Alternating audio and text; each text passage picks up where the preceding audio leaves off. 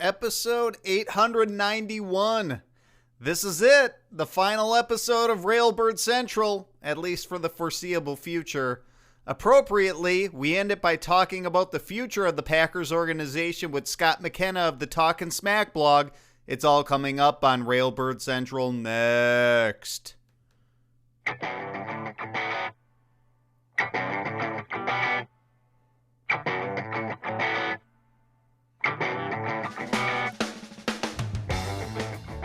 Good morning, Green Bay Packers fans, and welcome to Railbird Central at Cheesehead TV, the longest tenured Packers podcast on the internet. I'm your host, Brian Carriveau, and today we're talking about the future of the Packers organization. To do that, we're joined by a guest on the phone. Baltar, find me another expert, one that likes me this time, okay? We're joined by Scott McKenna of the Talkin S-Mac blog, who joins us here on a monthly basis here at Railbird Central. Scott, are you ready for this? I'm ready, my man. I'm ready. All right. We're going to talk today about the future of the Packers organization, and we're going to start from the top down and start with the discussion of the Packers general manager position here. And Scott, if you could allow me a little bit of exposition, and then we'll get your thoughts on it. Of course, we know by now Ted Thompson has transitioned to an advisory role, opening up the general manager position in Green Bay. There are several in-house candidates, including Russ Ball, Elliott Wolf, Brian Gutekunst. We know Alonzo Highsmith has now left the Packers organization. There's a report by Tom Silverstein of the Milwaukee Journal-Sentinel that indicates Russ Ball is the leading candidate. So I guess, Scott, where are you with the general manager search? Maybe over the course of your answer, you can talk about who your candidate would be and what do you think the Packers should be doing? Yeah. Well, first and foremost, I'll never understand why the Packers did not reach out to John Dorsey earlier in the year to let him know that there was potentially going to be a vacancy. This Thompson transition, it's impossible for me to believe that this was an impulse decision. And in some ways, I guess I'm a believer that Thompson has been somewhat of an aid to Ball and Wolf and Gutekunst over the last year. And I wonder if Thompson has been maybe a guide to them or a consultant over the last year. And he wasn't necessarily even the head honcho.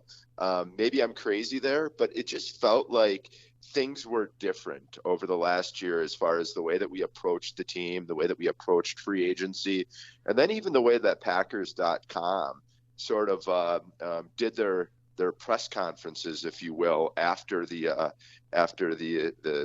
picks were made. It felt like Gutekunst and Wolf were really being highlighted. And it made me think at that time, and I touched on this occasionally over the course of the last year, as to whether, was Thompson really still the head honcho, or was he more of an aid to the youth within the Packers organization? But with that said, I really believe that there were two people that were most fit for the job, and that was Dorsey and John Schneider.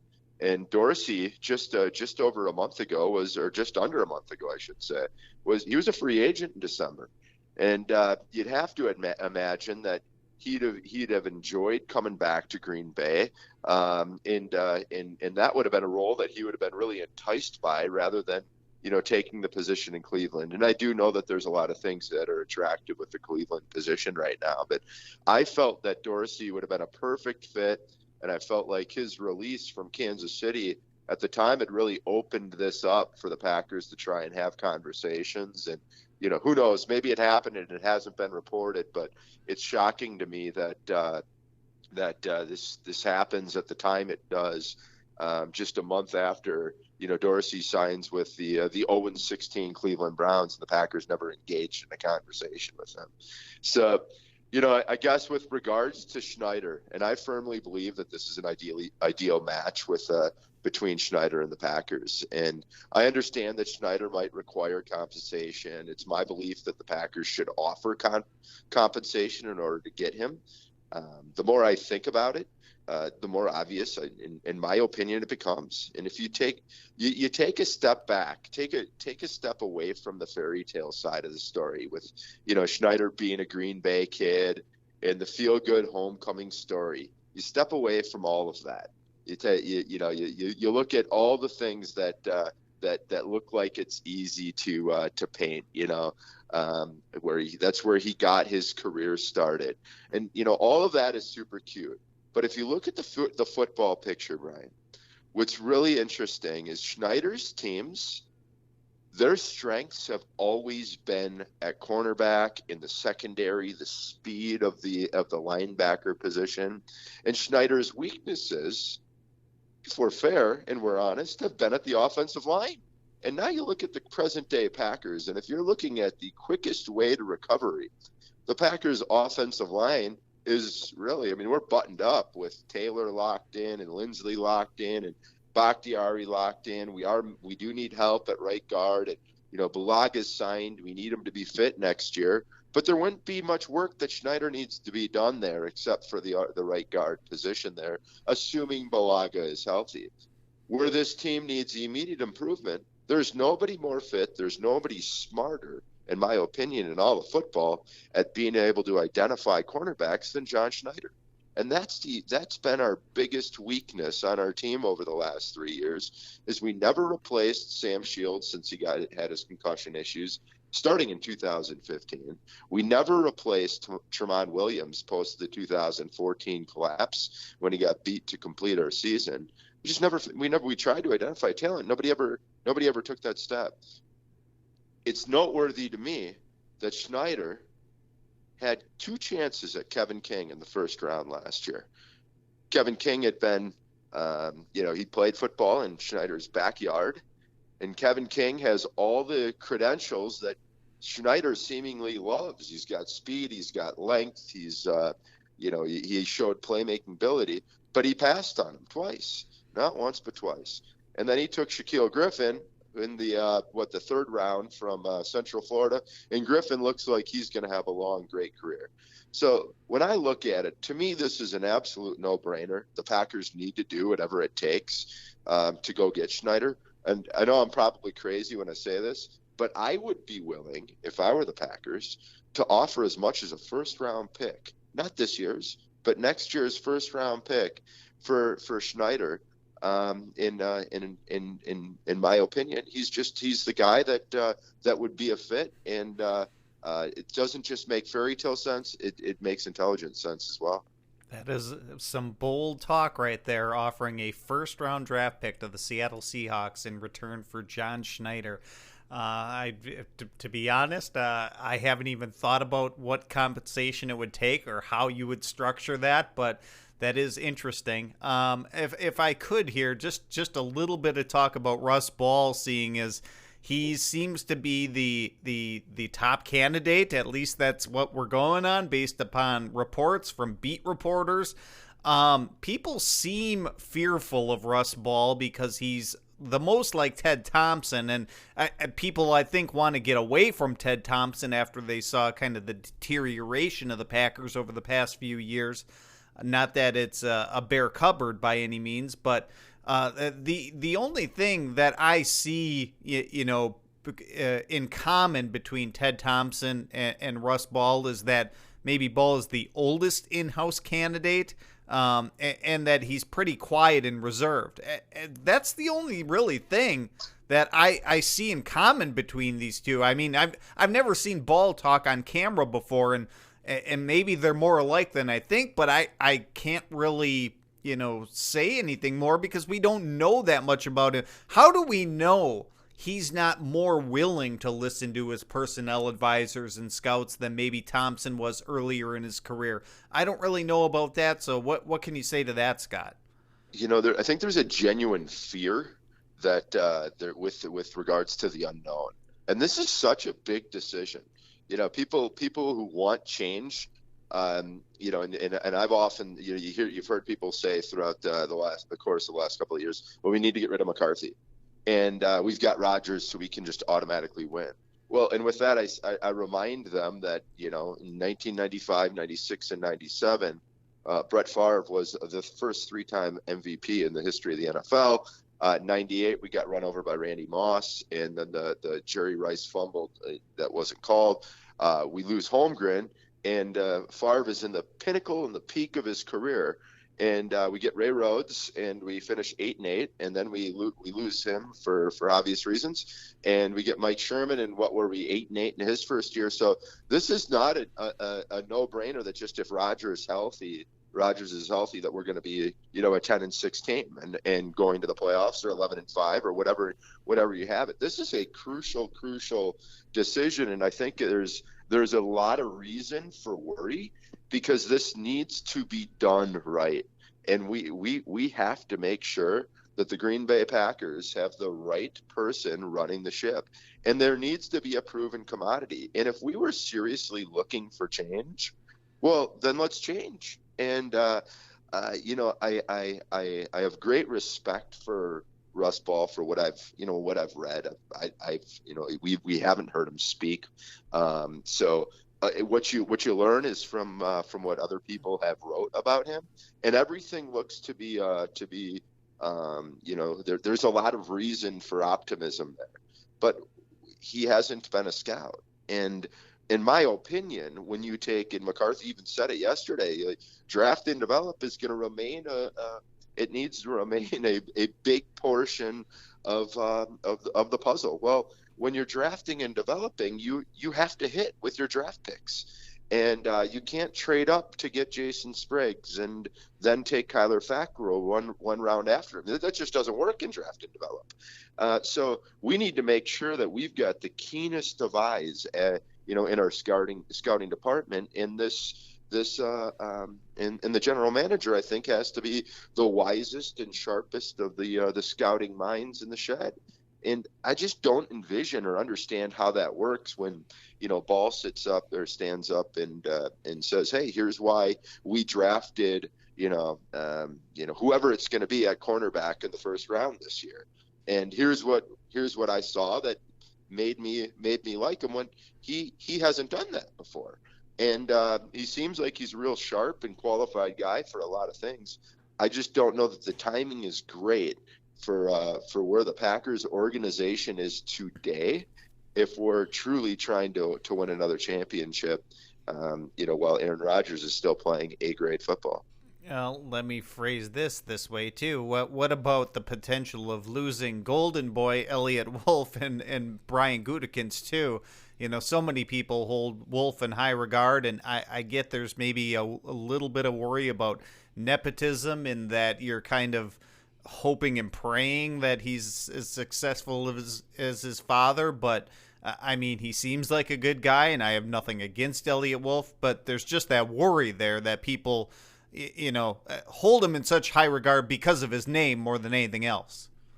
Yeah. And, if one of the other things that would be interesting to me is, I'm in the staffing business. That's what I do. I run a staffing company out here in Denver, and you don't pay a executive retained search, fee, because that's upfront. That's paid for regardless of whether they identify the candidate or not. With that said, you don't pay somebody like that if you're staying in house. In my opinion, at least, nobody's ever paid me in advance if they were going to hire somebody internally. Generally speaking, just as an industry knowledge, if somebody's reached out to me in a situation that's similar to what the Packers are in right now, they've test drove each of those candidates and felt or identified them as not quite being ready to take that next step in their career. So they need to go and attract somebody else. So they need somebody to be, I guess the word is a headhunter, to go and identify somebody that might be fit for the job. And oftentimes I'm given a list of names that they feel like they can't call directly. So they want me to be the person to go and try to convince that person to come and join their team. So my hope is that that's what the case is that we're talking about right now, and that we've handed over John Schneider's name to somebody else, and John Schneider's getting a ring and trying to get convinced to as to why he should return home and put the title back in Titletown, I guess. But that's just an interesting side story for me personally, I guess, as to why what the curiosity is as to why they've hired this executive search firm. Yeah, sometimes I wonder if it's just a case of like, well, they're trying to find the skeletons in the closet a little bit, and to see if there's anything worrisome there in the personal lives or anything of these candidates that might prevent them from hiring that person as well. And just kind of one final note here on the GM search, I just should indicate that Ian Rappaport of the NFL Network has mentioned that former Bills general manager Doug Whaley is a candidate too, or could be of interest to Green Bay. But moving on, we got to talk about the offense and the defense here, Scott, because there's major change here too. And let me preface all this here. On the offensive side of the football, Alex Van Pelt is leaving of his own volition after his contract has expired. So the Packers currently, as of this moment, without a quarterback's coach, and Edgar Bennett has been approached to transition to a new role. Apparently won't be the offensive coordinator anymore. He's going to get a demotion, I guess. So the Packers will have a new offensive coordinator, or maybe they have multiple people to do this. I'm not sure. The one in-house candidate being mentioned is James Campen. Two from the outside that have formerly been employed by the Packers are candidates Joe Philbin and Ben McAdoo, both former head coaches in the NFL. This is according to Rob Demovsky of ESPN. If I had to guess, what's going to happen is we're going to see David Ray become the quarterback's coach in Green Bay and Edgar Bennett become the wide receivers coach once again, but that still leaves an opening at offensive coordinator. So, Scott, what do the Packers do? Those are some great outlooks that you've just provided. My biggest thing is I would love to get Philbin and or McAdoo back in the picture. They both got this offense tasted a ton of success when they were around, and they were both, I feel, strong advisors to McCarthy, and they both seemingly had Rodgers' respect, which I think is an important piece of this puzzle. Rodgers was very vocal about both of them when they were around, and his appreciation for what they brought to the table. And together, when that crew was together, they scored a lot of points and had a lot of success. And I think that reunion, in a lot of ways, should occur. So I guess simply stated, I'm hoping that either Philbin or McAdoo comes back, and I can also see a scenario in which you might see both of them coming back if they can tuck their egos aside and try to really put a fire-powered set of minds in a room together. And I think Philbin and McAdoo have to look at their situations and say, hey, we learned that one of McCarthy's greatest strengths has been able to handle adversity. And, when we were put in the position to be that leader in the front of the room and to try and put the pieces together when things were broken, we struggled with it. So, I think that they both offer a unique set of skills that really mesh well with what McCarthy's skill set is. And together they form a puzzle that had, as I said, had a lot of success previously, and I fancy they would again. Yeah, the Packers do have experience with kind of guys holding this offensive coordinator role, multiple guys, when Tom Clements and Edgar Bennett kind of shared that role and had different responsibilities. So they have done it before. Scott, if we take a look at whoever the Packers hire to be their offensive coordinator, who they've got to work with here, what is the biggest positions of need that the Packers need to address this offseason on the offensive side of the football? I can't remember the last time the Packers have had so many holes on the offensive side of the ball right now. And, I touched on the offensive guard position. I mean, that's just a huge opening. I don't think Lucas Patrick can step in and be counted on to be the right guard based on his performance. Do you think Jari Evans could be back? I really thought that Evans's game deteriorated as the season went along. I thought that he got off to a really slow start. He found his groove and had 8 to 10 games of solid play, And then I thought his game really deteriorated at the end of the year, and I don't see Evans back. No, I think offensive guard we're going to see somebody. The starter there will be somebody that has not been on the roster this year, in my opinion. Though I wish they would have really tried to plug Spriggs in as a guard, because the start of his career has just really reminded me of the way that Mike Wall started his career. What about McRae at guard? Possibility. And what's funny with McRae in some ways, and maybe I'm crazy here, Brian, but I've almost I have great respect for what McRae has done as a utility offensive lineman. I like him better as a swing backup, and I just feel more comfortable with him being a guy that is going to be one of the versatile backup offensive lineman, that he can play tackle in a pinch, he can play guard in a pinch, but I really hope that we can have an upgrade there, and that we'll have somebody new at the right guard position. And I also think that the Packers are going to have to make another investment in right tackle. Spriggs was a whiff. Kyle Murphy showed some glimpses of goodness, and then we saw what happened against Cincinnati, and I'm not fully certain if what happened against Cincinnati was him playing through injury, or if that's just really who he is. And but I do think that you're going to have to probably add an offensive tackle as well. We saw at tight end that Hundley played, I thought, a decent game against Minnesota, and just nobody could catch the ball. And Kendricks was one of those guys. You had two drops that they hit him right in the hands. There was no excuse for it. Richard Rodgers is a free agent. I can't imagine anteing up to bring him back. So gonna need a tight end or two. And then you look at the wide receiver position, and we're gonna need to do something there. You got both Nelson hinting that this might be his last year. Cobb in the last year of a deal. It'll be interesting to see what the new GM decides to do there. We just anteed up for Devontae Adams, but Janis is going to be gone. Not that that's a big loss. Trevor Davis hasn't shown me a lot as a wide receiver, or much of anything as a wide receiver, and I'd love that to be an upgrade at punt returner as well.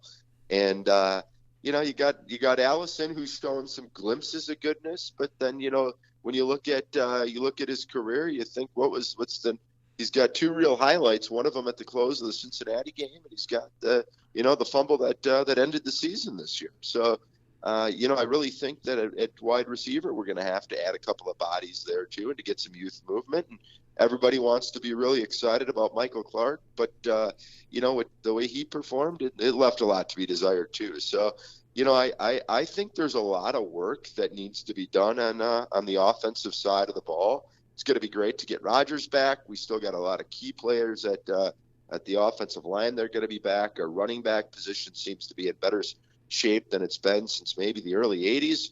And it's. But other than that, I think we got some. We definitely have some holes that we have to plug there. Yeah, I'll say this. I will go out on a limb and say tight end is the biggest need for the Packers on the entire roster. I could be talked into cornerback perhaps being that as well, but I think, with Nelson and Cobb, at least one of them probably not being part of the picture next year, the Packers need another big-time target, and I think it's got to be a big person. Not that they don't need speed on the roster too, but I think they need to address the tight end situation either high in the draft or with the free agent, and that's what I'm thinking right now. But to transition to the defensive side of the football, and Scott, once again, allow me to set the scene here. Defensive coordinator job is now open now that Dom Capers has been fired, along with assistant coaches Mike Turkovac and Scott McCurley. And Tim McGarrigle, defensive assistant, is leaving to join the staff at Northwestern, reportedly. Now, the in-house candidates we know about for the defensive coordinator job are Darren Perry, Joe Witt, and Winston Moss, who is also interviewed for the Lions head coach job but isn't guaranteed to be getting it. There's no shortage of candidates from outside the organization, perhaps led by Vic Fangio, but also names thrown about: Mike Nolan, Chuck Pagano, Gus Bradley, Michael Barrow, Mike Pettin, Jack Del Rio. So Scott, where are you with the defensive coordinator position? Well, first of all, if it's going to be an internal candidate, I don't know how it could be Darren Perry. If you Yeah. look at, I mean, you look at our safety position, and boy, a couple of months ago, I think you and I were talking that the Packers have 5 legitimate safeties on this roster. And then you look at the play that we had this year, and it's like, well, Bryce never took the next step. Marwin Evans was arguably, if you were to put together an all-pro special or an all-pro team in the preseason, Marwin Evans would be on it. And then he can't even get himself on the field in the NFL or during the regular season. And when you did see him on the field, he was non-existent. Josh Jones never took another step. Clinton Dix regressed as much as anybody in the NFL this year. And then Morgan Burnett ended up having to play like a slot cornerback this year. So I would really be disappointed if Darren Perry is the guy that gets selected as to be the next defensive coordinator. I will say that it was nice to see Charles Woodson give Joe Witt a ringing endorsement on Twitter. And I will say that when Witt has been given talent, he's made the best of it. When he hasn't had talent, it's been tough for him to be able to cover Julio Jones. We've seen, but I think the Packers again need to go to the outside. If you're going to look for change, you got to change. And I really look at 2 people that are that should be of the most attractive nature to me. And one of them is Fangio. Obviously, how can you not like Fangio? He's been a thorn in our side for years. I think he'd bring instant credibility. He'd bring instant physicality. He'd bring instant tenacity. And a thing that we've heard we've been maybe missing is accountability. And he'd bring all those tools to a defense that has struggled to show consistency over the last 3 years. And he's really brought this fight to his teams, regardless of the talent that he's had. And his teams have always been able to really, produce turnovers, which is something that's really been lacking from our defense since we've had the changes of faces, if you will. Additionally, he's a guy that would allow us to stay in a 3-4. If they were going to go to a 4-3, I'd love Spags. I wish we would take a look at Steve Spagnuolo. And, Spags has been a guy that's always brought heat with his defenses. He's mixed up his blitzes. He's brought confusion. He's brought pressure. And the intensity of his defenses have really, I think that would really gear us up a couple of notches. And another thing with Spags is he's been a guy that's been proven to have success at Lambeau Field. So I think that those are 2 names that are proven commodities that instantly bring respect to a locker room and leadership to a locker room on the defensive side of the ball. It's a new voice and new ideas, which are things that I think would be freshly welcomed into the locker room. Okay, so with that, whoever the defensive coordinator ends up being, what are the holes on the defensive side of the football that we're looking for and the offseason needs of the Green Bay Packers? Yeah, you said tight end, and I could be talked into tight end being I would have tight end as the number 2 position of need on this roster, but I think cornerback. And you look at how quickly the New York Giants 2 years ago went from being a team without a presence to a team that was really a high-end Super Bowl contender before he ran into Aaron Rodgers at Lambeau Field. And what they had done is they took a cornerback in the first round. And they had bought the best cornerback in free agency. And I think the Packers need to do something similar this offseason. I think the Packers need to invest mightily in a cornerback via free agency. And I think that if we're going to have 4 picks in the first 3 rounds, I think you need to draft 2 cornerbacks, and I think you need to draft 2 people that can play on the edge. And we need to revamp this defense with some youthful energy, some youthful excitement, some people that are going to be wrist slappers, for turnover forcers. That needs to be a change here. We need to get longer. We need to get faster. And I think we tried to do that last year, and we didn't see the results from Jones or King. And because of it, we're staring at some of the same needs that we had last year. And we need help at cornerback, and we need help on the edge. And I do think we also need another, if we're going to stay in the 3-4, we need another inside linebacker, unless that's going to be what Jones is going to eventually play, is that Dale and Buchanan style of inside linebacker position, if that's going to truly be his spot, which I think it should be. And I think he could excel in that role. But if we're going to have Jones be a safety, then we need an inside linebacker. And if Jones is going to be an inside linebacker, then we might need a safety if we aren't going to believe in Marlon Evans, and if Kentrell Bryce isn't going to be able to take that next step. Yeah, that's the point I was going to make. Is maybe they need a safety because maybe Jones shifts inside and maybe Morgan Burnett leaves, and now you're a little low on safety depth. So it's going to be interesting no matter what happens. But Scott, this kind of brings to an end our discussion here and brings to an end our relationship on Railbird Central, at least for the time being, with the caveat that Railbird Central may be back eventually. Indefinite hiatus, but it's been a lot of fun. I've greatly appreciated and your insight that you've brought to the show, and think highly of your opinions, and it was a lot of fun to have you on over the years. Yo, Brian, this is if this is indeed going to be the last time we're doing this podcast together, I genuinely want to say that it's been a true honor to banter everything Packers. It's been great fun to play a small role on Railbird Central.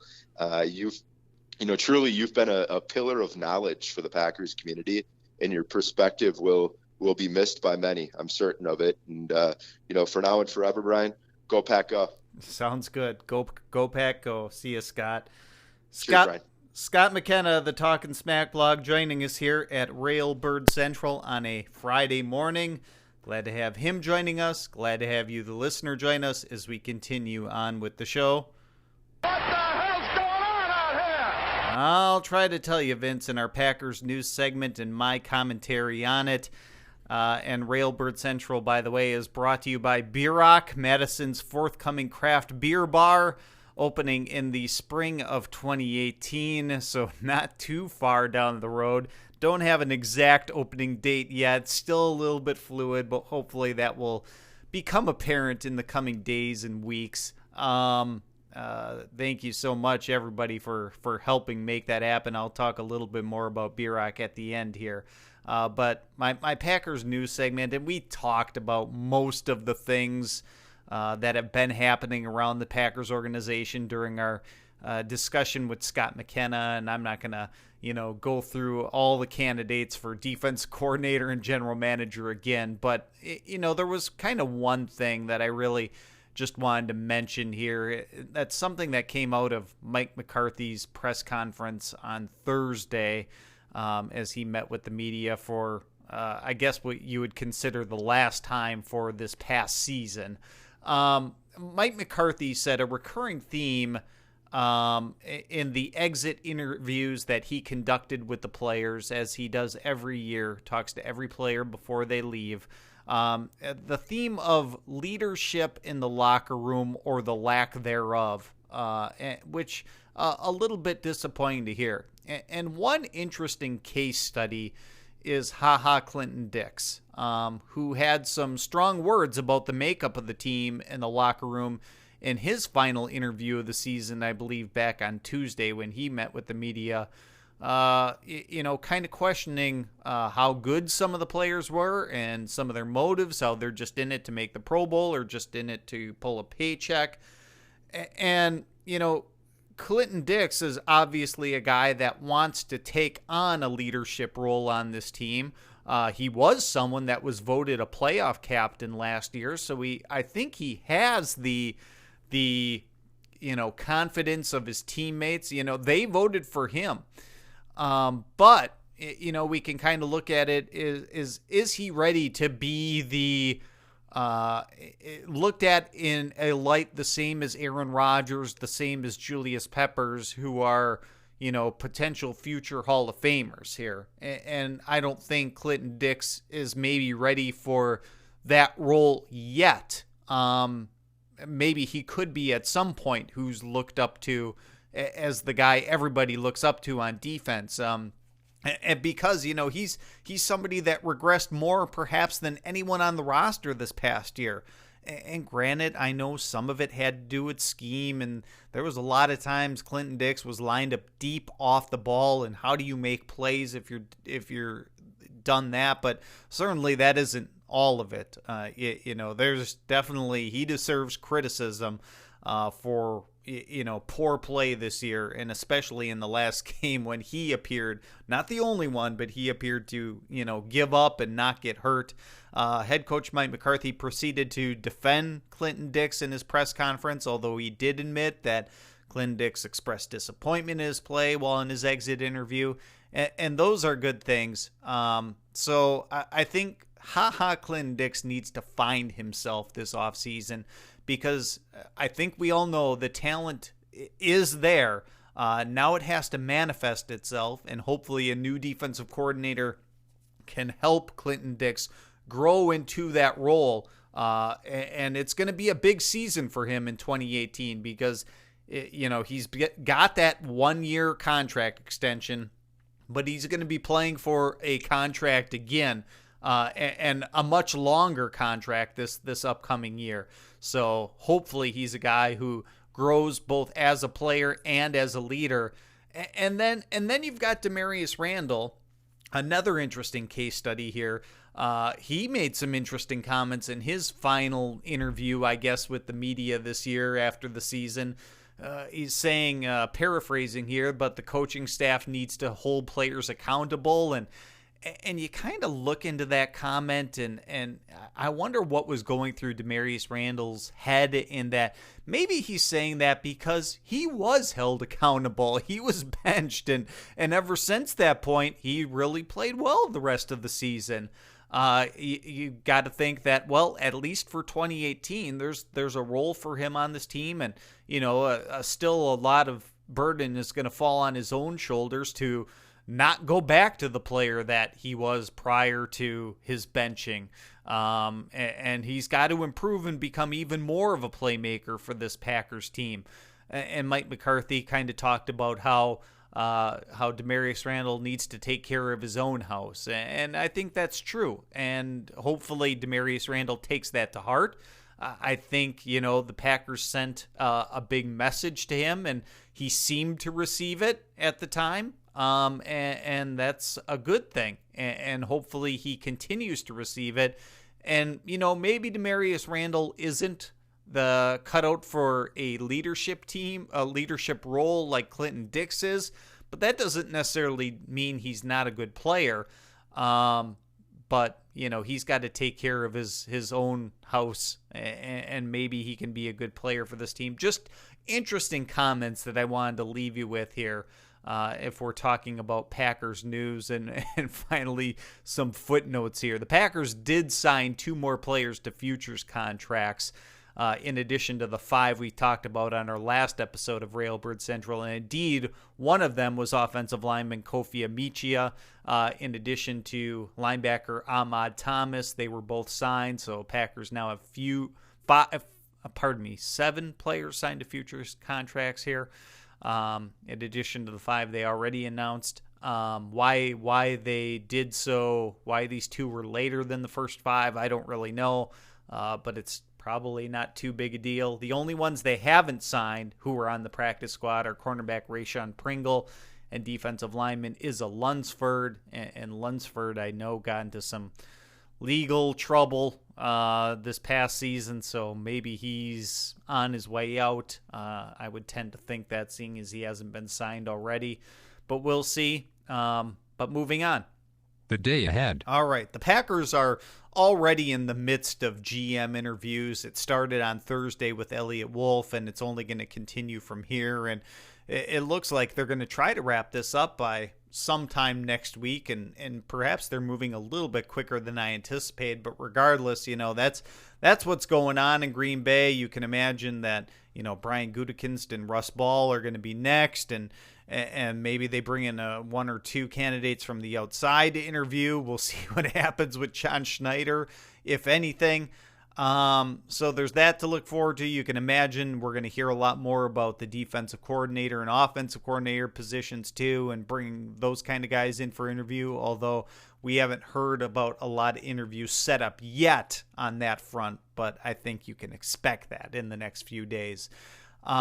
Finally here, Friday evening at the Meyer Theater in Green Bay is what's being billed as an evening with Bob Harlan. Him, of course, being the former Packers president and the current chairman emeritus. It happens at 7 o'clock p.m. local time on Friday night, and tickets are on sale through TicketStarOnline.com if you are interested and looking to buy them.